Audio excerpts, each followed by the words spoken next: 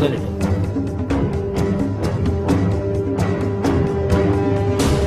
खड़े हो जाए इस पे।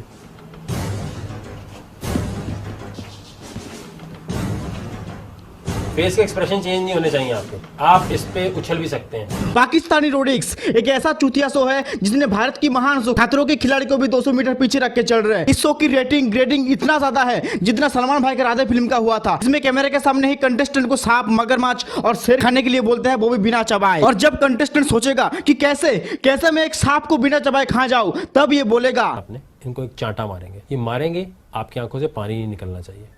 अगर आप समझते हो कि बदतमीजी हो रही है, नहीं सुन ले, कैमरे के सामने आके हर चीज करने के लिए तैयार नहीं हो जाते, काफी इंसल्टिंग चीज है ये। मैं तो आपकी बर्दाश्त चेक कर रहा हूं, लेकिन आपके दोस्त और बाकी लोग देख के कहेंगे क्या बदतमीजी थी और इसने बेवकूफों की तरह क्यों कर लिया। हाथ नीचे नहीं करना। महान डेयरिंग से भरा हुआ इस शो का होस्टर है पाकिस्तान के वकार, इसका काम है बस चेयर में बैठे रहो और हर एक इंसान का चूतिया काटो।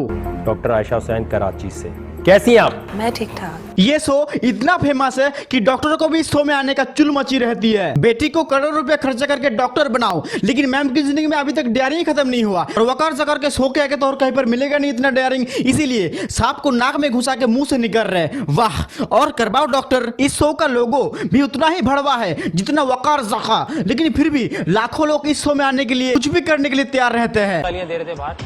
सॉरी वकार भाई, गलती हो गई, अब नेक्स्ट टाइम नहीं होगा, प्लीज मुझे एक चांस और दे दें। मुझे लगता है सिर्फ भरे मारने आया तू यहाँ पे। नहीं वकार भाई, ऐसा बिल्कुल नहीं है, मैं आपकी मोहब्बत में, और आप क्या मोहब्बत है भाई मुझसे?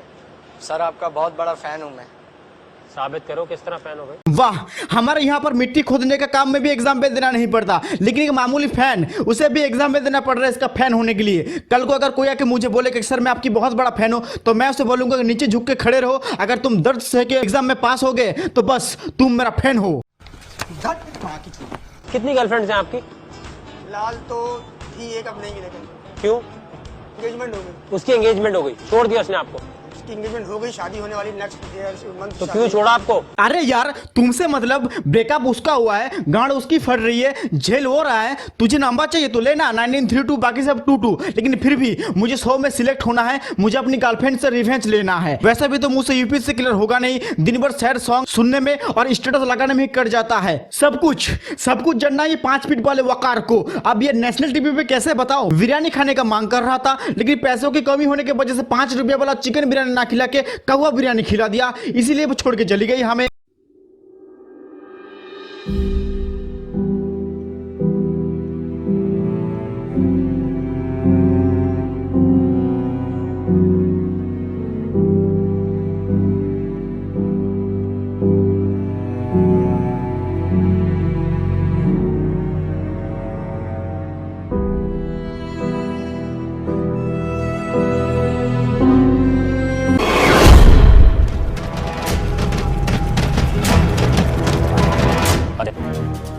अब आपकी बारी है।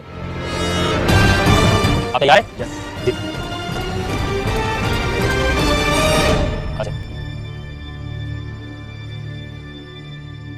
खुशबख्त, आपने औरतों की इज्जत बचा ली और बड़ा अलग काम करके दिखाया आपने।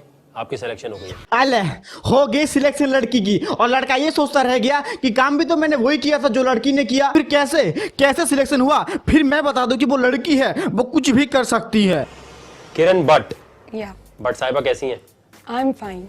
इस शो में आने का सबसे बड़ा अपॉर्चुनिटी ये है कि लड़की बन के आओ और अपनी जिंदगी के वो कहानी सुनो जो कभी आपके साथ नहीं हुआ है। और अगर लड़की देखने में सुंदर है तो वो हो, बोलने में ही किया, सुनने में ही किया, 10-10 घंटा इंटरव्यू लेगा उसका, और वो भी मुस्कुराते हुए, तब तो लड़का बोलेंगे ही। भाईजान मेरी बात है, मसला क्या है, आप लड़कियों को पहले क्यों बुला रहे हैं?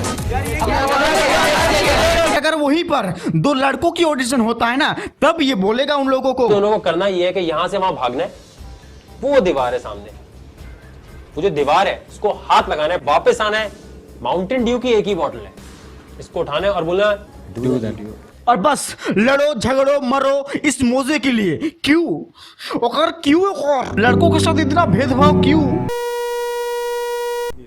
क्या करना चाहते हैं? मैं अपने फेस पे ट्यूबलाइट तोड़ सकता हूँ। और बच्चों वाला, लड़कियां करती हैं ऐसी चीजें, ट्यूबलाइट तोड़ता हूँ। मुंह पे ट्यूबलाइट तोड़ना लड़कियां करते हैं ये सब।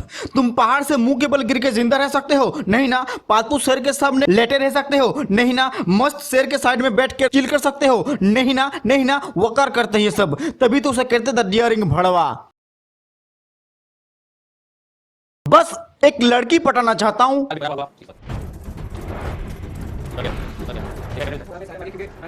ठीक है, डन हो गया, निकालिए।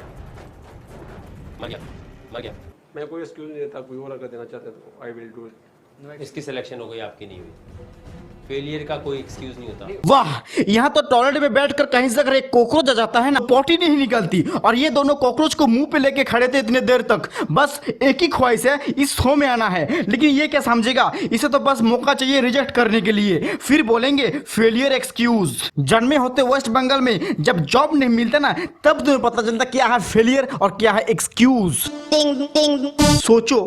सोचो एक बार उस मेंढक के बारे में जो सुबह जल्दी नींद से उठकर अपनी बीवी बच्चों को बोल के निकला था कि ब्रेकफास्ट में मैं तुम लोगों के लिए सांप लेके आ रहा हूं। फिर उसे वकार ने पकड़ लिया। बहुत मिन्नत किया उस मेंढक ने वकार के सामने कि घर में बीवी बच्चे भूखा पड़ा हुआ है, मुझे माफ कर दो साहब। लेकिन वकार ने नहीं छोड़ा। और अब वो एक ऐसा दुनिया में जा रहा है जहां से जिंदा निकलना मुश्किल नहीं बल्कि बहुत ही मुश्किल है। मैं मेंढक की सरकार से ये प्रार्थना करूंगा कि देखें उसकी बीवी को, उसकी बच्चों को देखें। तो ये वीडियो यही तक है। अगर ये वीडियो अच्छा लगा तो कमेंट करके जरूर बताइएगा, और अगर वीडियो को लाइक नहीं किया तो जल्दी लाइक कर दीजिए। इस वीडियो में मैं लाइक का टारगेट रखता हूँ 15, तो प्लीज 15 लाइक कर देना। मार।